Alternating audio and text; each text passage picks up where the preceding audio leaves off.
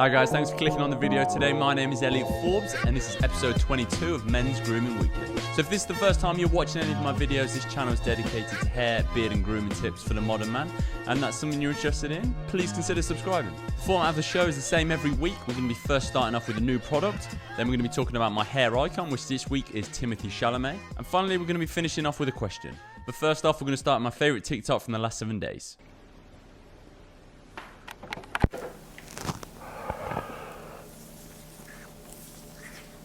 Oh, please tell me that hasn't worked at all, has it? Just done the whole shave and realised that the microphone wasn't plugged in.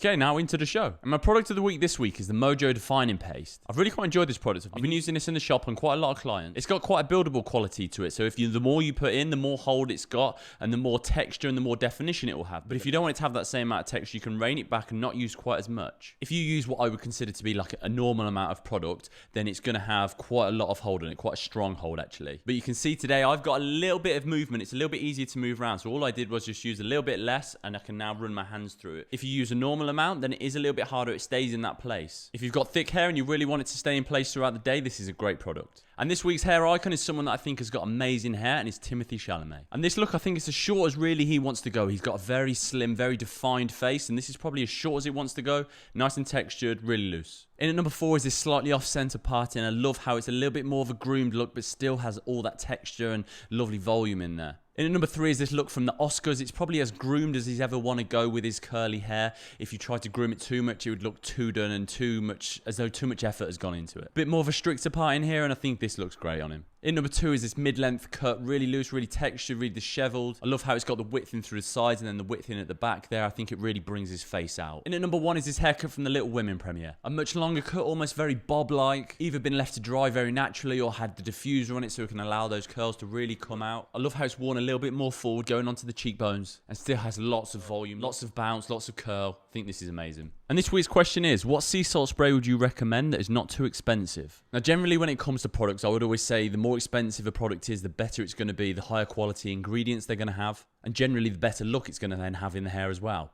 But a sea salt spray that I've found to be really good value and really good quality is actually from Bleach London. I think it's about £6. You can get it in some Sainsbury's. As with a lot of sea salt sprays, if you put too much in, it can either get very sticky or it can get really crispy. If you put too much of this on it, it tends to get a little bit too sticky and almost a bit too heavy. But if you use only a few squirts and make sure that's evenly distributed through the hair, then actually it works really nicely. And we're going to do a little bonus question today. I got asked this in a live stream when I was cutting my hair the other day. And the question is, what's the worst mistake that you've made in the barbershop? Actually, there's 2 that really stand out to me. The first one was when I was training. The guy whose hair I was cutting, he wanted his outline sharpened up. So I got the razor, started edging him all up, looked in the mirror, yeah, looked quite smart. Went round to the other side, did the other side, looked in the mirror again and saw that the top of his ear was dripping with blood. And I mean dripping with blood. So I ran out, tried to get the instructor, and what I'd done is I'd done this side, obviously dragged the razor blade over the top of his ear as I was going to the other side. Oh my God, that was absolute carnage. The second worst mistake was when I was still training. I was cutting my manager's hair. I was using the scissor and the comb round the back of the ear. Somebody called his name. He turned to the side. I was still scissoring,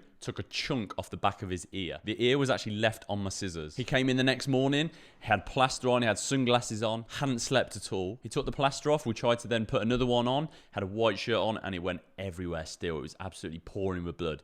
One thing you don't want to do is cut ears because they do not stop bleeding for ages. Anyway, thankfully, I'm now a little bit better, a little bit more refined in the barbershop, and none of those issues tend to happen anymore. Fingers crossed. Anyway, thanks for watching today, guys. If you have any questions at all, please feel free to drop a comment down below and I'll get back to you straight away. Hope you have a brilliant day. Much love, Elliot.